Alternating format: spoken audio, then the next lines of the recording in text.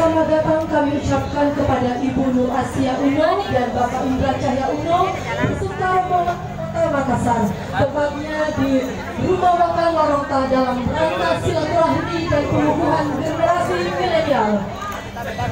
Udah Pak, bilang cakep ya, habis itu jalan-jalan ke Makassar. Jangan lupa mampir ke Rumah Makan Lorongta. Sandiaga Uno, Wakil Presiden Tak. Pokoknya oke? Oke. Udah biasa. Oke. Jalan-jalan ke Makassar. Jangan lupa mampir ke Rumah Makan Lorongta. Sandiaga Uno, Wakil Presiden Tak. Pokoknya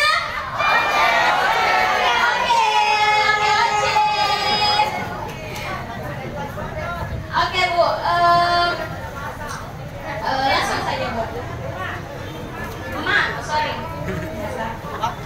Mak, kira-kira apa sih pesan Sandi Mak untuk generasi milenial?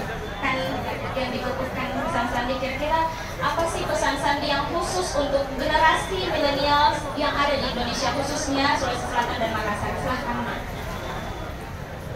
pesannya bangsa di milenial semuanya ini nasib bangsa ada di tangan kalian. Jadi bukan Prabowo Sandi, akan tetapi kalian yang akan nanti memimpin negara Indonesia, insya Allah.